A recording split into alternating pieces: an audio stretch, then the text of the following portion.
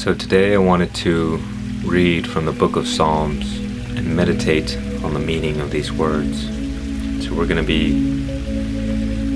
reading Psalms now by Leslie Brandt. Begin with Psalms 1. The man who chooses to live a significant life is not going to take his cues from the religiously indifferent. Nor will he conform to the crowd, nor mouth his prejudices, nor dote on the failures of others. His ultimate concern is the will of God. He makes his daily decisions in respect to such. He can be compared to a sturdy tree planted in rich and moist soil. As the tree yields fruit, so his life manifests blessings for others. His life is productive and effective. This is not true concerning the ungodly. They are like sand in a desert storm or leaves in an autumn wind. They cannot stand against the judgments of the eternal God, and they are most uncomfortable among those who demonstrate genuine faith in the God of righteousness. The children of God walk in the course that God has ordained. The children of unbelief walk in the paths of self-destruction. So what I like about Psalms 1 is that it begins to make the reader aware that there are really two paths that we can take in this life. There's the way of God, and then there's the way of man. And that the way of God is the right way to live, and the way of man is the wrong way. But you see, I don't like the whole statement of this is the right way to do things and this is the wrong way to do things. Rather, I think it's better to just be aware of these two paths and where they lead, and you can decide for yourself whether or not you'd like to go down those paths or continue down those paths. And so you see, the way of God is the way of the eternal. It is the way of the unchanging. It is the way of truth. Whereas the way of man is the way of that which is temporary, that which is changing, that which is false or illusion. But I think one way to look at this is that there are ways that we act that are in harmony with the truth. And there are ways we act that are in harmony with that which is false. And you see, all that is temporary, all that is false, all that is changing is aligned with death, because that is the very nature of that which is temporary. Its very nature is that it doesn't last long. And on the flip side, that which is eternal, that which is unchanging, that which is true, that is aligned with life, because by definition, that which is eternal never dies. And so what Psalms 1 is telling us from my perspective is that you have the choice in this life to align yourself with life or align yourself with death. You align yourself with the ways of man, or you align yourself with the ways of God. And so the more we align ourselves with that which is temporary, that which is false, the more we bring death into our lives. And the more we align ourselves with that which is eternal, that which is true, we align ourselves with life. And so I would suggest beginning to reflect on all the things in our life that is changing, that is temporary, and wherever we focus our attention on, that is what we give our energy to. And so the more we focus on the temporary things in life, the things that are always changing, the more we give our energy to those things, the more we will become in harmony with death. Now, this doesn't mean that we have to become neurotic and immediately just eliminating all temporary things from our attention and our energy. There's a practical element to this where, we are still humans. Have some self-compassion for yourself. We are designed to make mistakes. We are not designed to be perfect. But the point is that we want to become more aware of these things, become aware of where we are giving our energy to. Where are you focusing your attention? Where you are focusing your attention, you are giving your life energy to. And so let me ask you this. If you were building a house, would you build the foundation on something that is changing, that is unstable, that is unreliable? Or would you build that house upon a foundation that is sturdy, that is never changing, that is reliable? And you see, most of us, through common sense, would say, why would I build my foundation on anything other than that which is stable?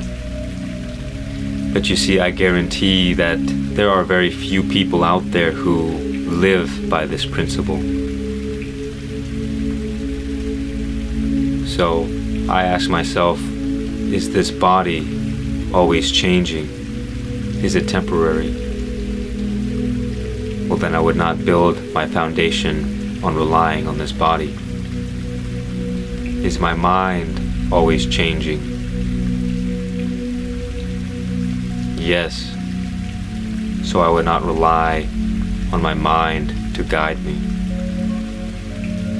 to direct my life. Is my personality, is this person who I believe myself to be, is it changing? Is it temporary? We're always changing our identity. We're always becoming somebody new, reinventing ourselves. So I'm not interested in relying on this person. But is God always changing? Is God temporary? Is God unreliable? Doesn't seem to really fit. So why would I rely on anything else to build the foundation of my life on?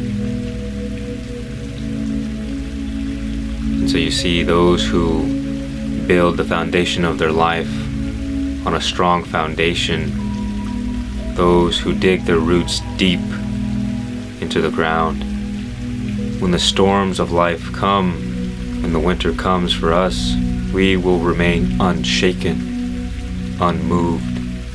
And it is those who have built their foundation relying on that which is unreliable, which is temporary and changing. Those are the people who will buckle, who will be shaken, who might not last the winter, who might not survive the storm. And so you see, if you take your attention and you take your energy and you focus it on that which is eternal, that which is true, that which you can find in this eternal present moment, well, then your life begins harmonizing itself. You become grounded in being, and the deeper you go, the more secure you get. And you may even lose the fear of death. You may lose all fears, because what is there to fear in the presence of God? The only reason that we fear is because we have become separated, or at the very least, it is because we perceive ourselves to be separated from God. But understand that this is just an illusion. God can never be separated from us. We can only perceive ourselves to be separated from God. And this happens through wrong action, what people call sin. vices, addictions, that which steals and wastes our life energy, that which is temporary, the temporary pleasures that we engage in, valuing these things that don't deserve our energy. And the more we waste our life energy on things that are temporary, when we overvalue lower instincts, base desires like food and sex, when we thirst for power, these are the things that bring us to lower states of being, lower states of consciousness. And the deeper we go down this path, the more hell we will experience. Because hell is simply separation from God. And heaven is union. And so be very careful what you focus your attention on, what you give your energy to. And there is a guidance system within you, a compass that is always directing you north. It's directing you back to God. And this compass is called Christ.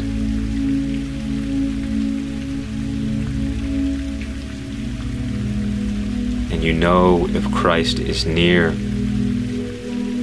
because you will have love in your heart. And you may even have silence in your mind. Because what you find is that many times when we engage in wrong action, or maybe just what we believe to be wrong, our minds kind of go crazy for a bit.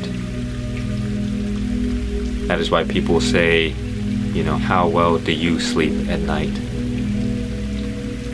Do you have regrets, guilt, shame, hatred, reflecting on your mistakes and your wrongdoings? And you might say, this is a consequence of your sin, so to speak. But it's been said that before we engage in wrong action, God tells us, that's not something that you should do. And the devil tempts us and brings us in. And afterwards, when the guilt and the shame arises, God says, you are forgiven. But the devil perpetuates this idea that you're a bad person, that you are unworthy of love, that you should have guilt, that you should have shame. That is not the way of God. That is the way of man. It is not that God does not forgive us. It is that we do not forgive ourselves. And so whatever you've done in the past, leave it in the past and forgive yourself and forgive others who have trespassed upon you. Because that is the way of Christ. Through forgiveness, love, and compassion for others and ourselves, that is the way back to God. Because God loves unconditionally, and man loves only when you serve a certain purpose, when you meet certain requirements, then you are worthy of man's love.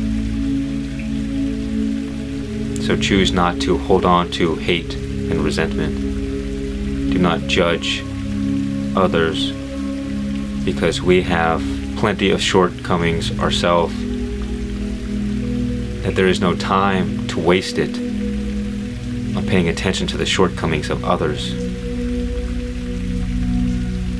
Love, compassion, specifically unconditional love, that is the way of God. Forgiveness, forgive yourself, forgive others.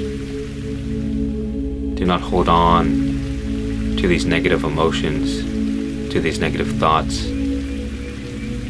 because they only bring you lower. They keep you from the joy, the happiness, the peace that you truly desire. And they keep you separated from God. So it's time to find your way back home. There are only a few things to focus on in this life. It begins with knowing ourselves, loving and accepting who we are, understanding ourselves, self-reflection,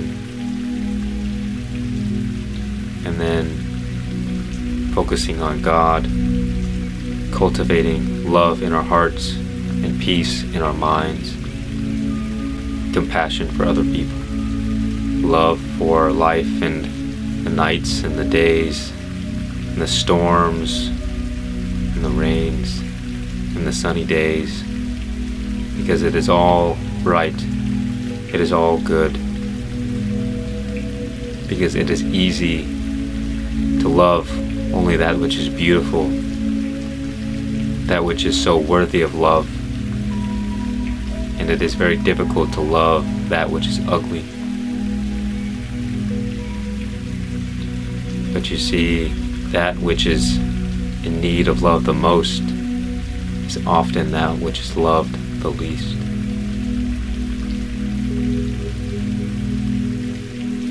Do not be stingy with your love, and share it freely with the world. Let it overflow from your heart. Then you will know Christ, and Christ will lead you back to God. By removing that which is not, the illusion, the false self, what is left is love, is God.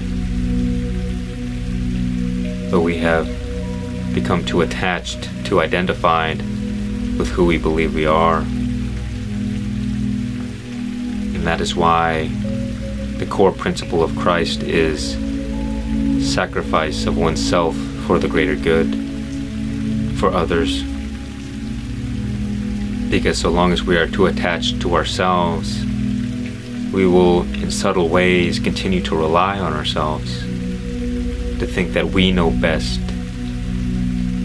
But we will lead ourselves down less and less favorable paths until we are humbled. And we realize that what we've been doing isn't working out for us. What we're doing is not sustainable. And that is just the natural process of life. Because I like to say, sometimes we forget to rejoice in the act of remembering. Sometimes we have to lose our way so we can find our way back home.